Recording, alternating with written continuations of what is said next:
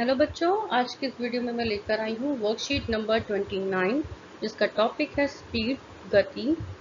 ये क्लास 9 के लिए है, सब्जेक्ट साइंस और डेट है 9 सितंबर 2020।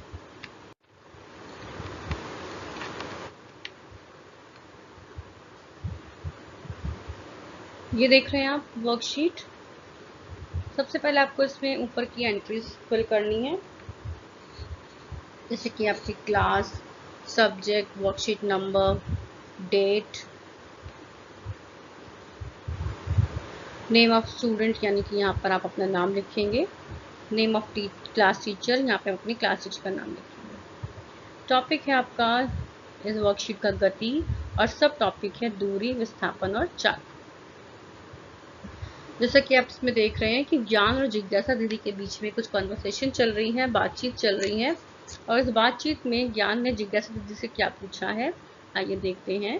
ज्ञान कहता है, जिज्ञासा दीदी, मूल बिंदु का गति में क्या महत्व है? दूरी और विस्थापन में क्या अंतर है? तो जिज्ञासा दीदी से क्या जवाब देती हैं ज्ञान को? वो कहती हैं, ज्ञान, हम जानते हैं कि सरल रेखीय गति का सबसे साधारण प्रकार है। यानी कि गति का सबसे साधारण प्रकार है बच्चों सरल रेखीय गति। अब ये कौन सा होता है? जब कोई वस्तु किसी सरल या वक्र रेखा पर गति करती है, तब हम ये मानते हैं कि यह सरल रेखीय गति कर रही है। तो किसी वस्तु की स्थिति को बताने के लिए हमें कोई एक निर्देश बिंदु की आवश्यकता होती है, जिसे मूल बिंदु कहा जाता है। यानी कि कोई वस्तु किस बिंदु से चली है, हमें बताना पड़ेगा कि कोई वस्तु किस बिंदु से चली है और कहाँ तक पहुंची है। तो जिस बिंदु से वह चली है वह उसका मूल बिंदु कहलाता है। वस्तु की अवस्था का मूल बिंदु ही यह निर्धारित करता है कि वह वस्तु विरामावस्था या गतिमान अवस्था में है। जो मूल बिंदु होता है बच्चों, उसकी जो अवस्था, वस्तु की जो अवस्था है वो मूल बिंदु पर कैसी है, यही निर्धारित करती है कि वो विराम अवस्था में है या गतिमान है। अगर वो मूल बिंदु पर है तो इसका मतलब वह विराम अवस्था में है। अगर वह वस्तु मूल बिंदु पर नहीं है, उससे किसी और दिशा में है, इसका मतलब वह वस्तु गतिमान है, गति कर रही है। जब भी कोई वस्तु अपने मूल बिंदु से हटती है तो वह गति करती है। समझ गए बच्चों? यानी कि मूल बिंदु से हटते ही हम ये मान लेते हैं कि उस वस्तु ने गति की है और समय अंतराल में कुछ दूरी तय की है, और उस समय में वो कहीं ना कहीं तक तो पहुंचा होगा, तो यानी उसने कुछ ना कुछ दूरी तय की होगी। एक वस्तु द्वारा किए गए एक निश्चित पथ के माप को दूरी कहते हैं। तो आप इस चीज को समझिए। डेफिनेशन है दूरी की, एक वस्तु द्वारा तय की गई एक निर्धारित पथ के माप को दूरी कहते हैं। यह एक अदिश राशि है। कैसी राशि है? अदिश राशि है। इसका आप ध्यान रखेंगे तो याद रखेंगे कि एग्जाम में पूछ लेते हैं। यह सदा धनात्मक होती है, इसे भी याद रखेंगे। इसका मान शून्य नहीं होता और इसकी SI पद्धति के अनुसार इसका मात्रक क्या है? मीटर। इसे मीटर में नापते हैं। तो ये कुछ मुख्य बातें हैं दूरी के बारे में, ये आपको बच्चों याद रखना है। किसी वस्तु द्वारा प्रारंभिक स्थिति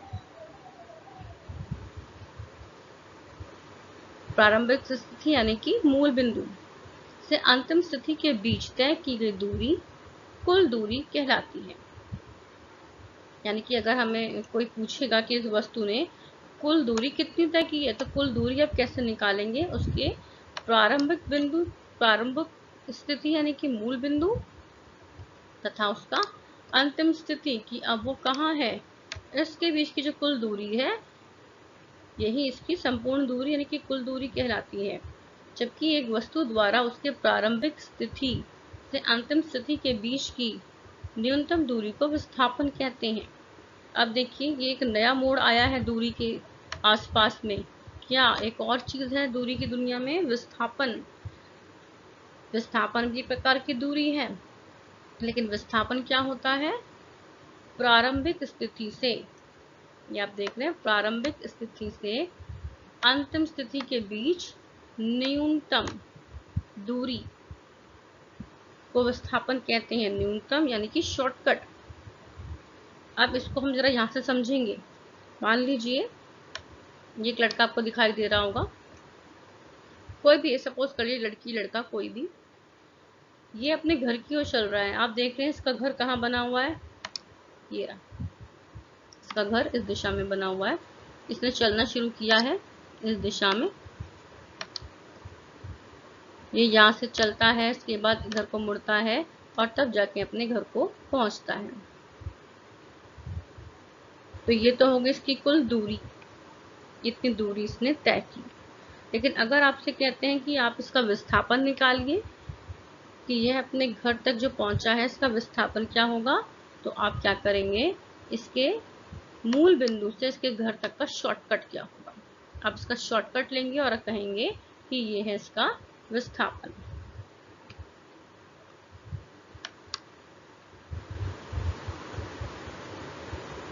चलिए बच्चों आगे बढ़ते हैं।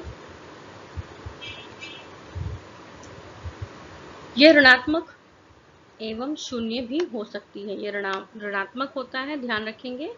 दूरी में बात हुई थी कि दूरी जो है वह धनात्मक है और विस्थापन ऋणात्मक है, और वहीं दूसरी तरफ ये शून्य भी हो सकता है। लेकिन दूरी शून्य नहीं हो सकती, परंतु विस्थापन शून्य हो सकता है। कैसे? ये ऐसी स्थिति में होता है बच्चों, अगर आप एक अपने मूल बिंदु से चलकर और गोल गोल घूमकर या कहीं से भी चलकर आप वापस अपने मूल बिंदु पर आकर खड़े हो जाते हैं, तो ऐसी स्थिति में विस्थापन 0 हो जाता है। ये देखिए, इसे थोड़ा सा आप यहाँ से समझ लीजिए। मान लीजिए यहीं से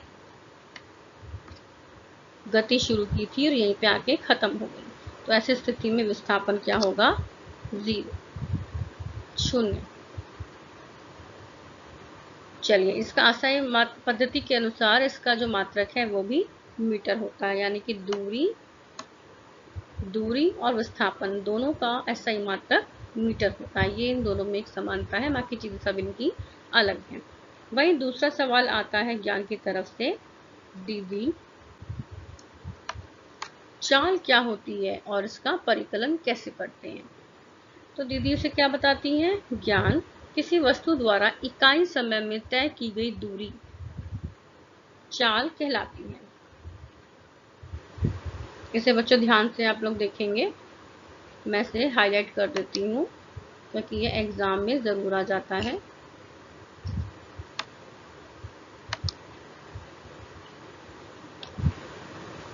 ये देखिए, ज्ञान किसी वस्तु द्वारा इकाई समय में तय की गई दूरी चाल कहलाती है। यानी चाल क्या होता है, किसी इकाई समय में, जो इकाई समय लिखा है इस शब्द पर ध्यान देंगे, समय का इकाई, इस समय को इकाई में लेना बहुत जरूरी है।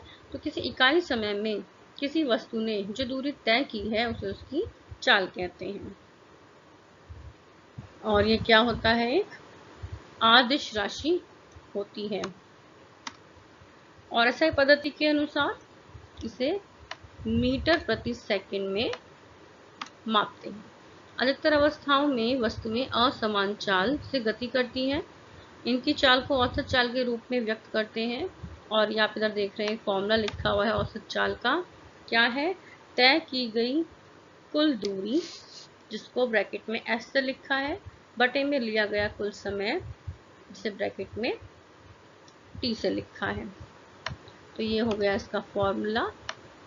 चाल को इस तरीके के V से डिनोट करते हैं, ये इसका सिंबल है। किसी वस्तु की चाल की स्थिति उसके दूरी समय ग्राफ से भी की जा सकती है। किसी वस्तु का दूरी समय ग्राफ उसकी चाल दर्शाता है। यहाँ देखिए, ये कुछ ग्राफ दे रखे हैं दूरी और समय के, ये 3 प्रकार के ग्राफ दे रखे हैं। पहला ग्राफ आप देख रहे हैं, एक स्लैंट लाइन बनी हुई है, इसका मतलब इसमें एक समान गति हो रही है।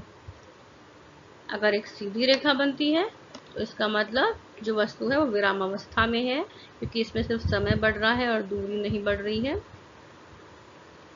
तीसरे में एक कर्व यहाँ बन रहा है, तो इसका मतलब है कि वस्तु जो है वो असमान गति से बढ़ रही है।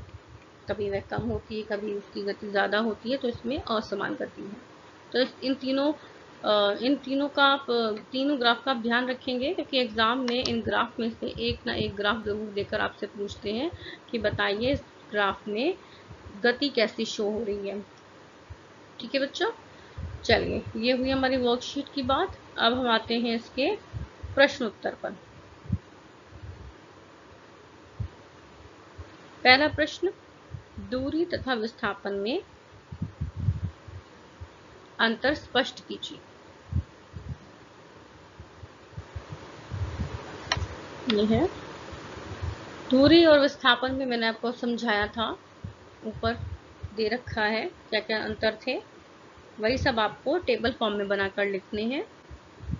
दूरी धनात्मक होती है, वहीं दूसरी ओर विस्थापन ऋणात्मक होती है। दूरी शून्य नहीं हो सकती है, परंतु विस्थापन शून्य हो सकता है।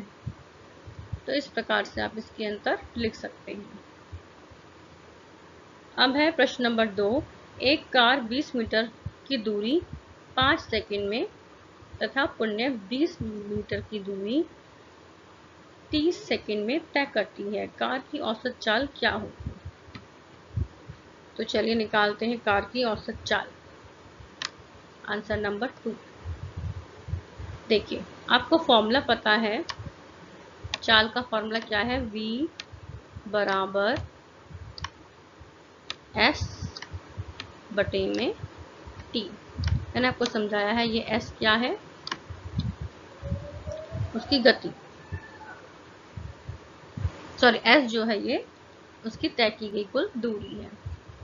तो दूरी बता रहे हैं कि एक बार कार ने 20 मीटर तय की है, दूसरी बार फिर 20 मीटर तय की है, तो हम इन दोनों को आपस में कर देंगे प्लस। इससे निकल आएगा हमारी टोटल दूरी 40। ठीक है बच्चों, अब हमें निकालना है, ये था हमारा s, अब हम निकालेंगे t, यानी कि पूरा समय। कितना समय लिया था, एक बार 5 सेकंड लिए थे, पहली बार में इस कार ने 5 सेकंड लिए थे और दूसरी बार में 3 सेकंड लिए थे। तो 5 और 3 को अगर हम प्लस करेंगे तो क्या आएगा, 8। इस प्रकार अगर हम इस फॉर्मूले में इसको फिट करते हैं तो ये हो जाएगा, एक मिनट बच्चों इसे जरा ठीक कर देते हैं।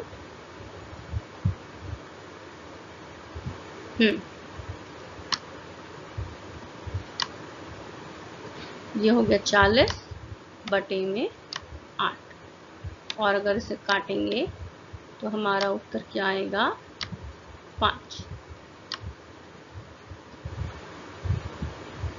ठीक है, अगर हमें औसत चाल बतानी है तो हमें इसकी पता है मात्रक क्या होता है, 5 मीटर प्रति सेकंड।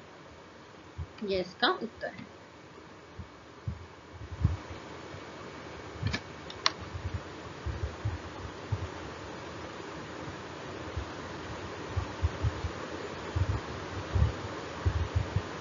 चलिए अब हम बढ़ते हैं अपने अगले क्वेश्चन की ओर। चाल को परिभाषित कर उसका SI मात्रक लिखिए। तो मैंने आपको उसकी चाल की परिभाषा लिखनी है बच्चों। तो देखिए ऊपर दे रखी है, मैंने आपको पढ़ाई थी, मैंने ये हाईलाइट कर रखा है येलो कलर से, यही इसका उत्तर है, और इसका मात्रक भी इसमें बता रखा है, मीटर प्रति सेकंड। तो ये हो जाएगा आपका उत्तर 3। अब है प्रश्न नंबर 4, दिए गए समय दूरी ग्राफ में वस्तु A, B और C में किसकी गति की दर सबसे अधिक है। आपको एक ग्राफ दिखाई दे रहा होगा, इसको करने का सबसे आसान तरीका ये है कि आप जो आपको सबसे छोटी लाइन दिखाई दे रही है, जो मुझे दिखाई दे रही है इसमें A की, यहाँ से हम एक सीधी रेखा खींचेंगे। अब आप देख रहे हैं ऐसे हमने समय जो है तीनों के लिए बराबर कर लिया, यानी कि आप तीनों के लिए बराबर समय में किसने कितना अपनी दूरी तय की। सबसे ज्यादा ए ने दूरी तय की, ऐसे ही आप बाद में निकाल सकते हैं, फिर सी ने की और फिर बी ने की, तो यानी कि इसका उत्तर होगा ए।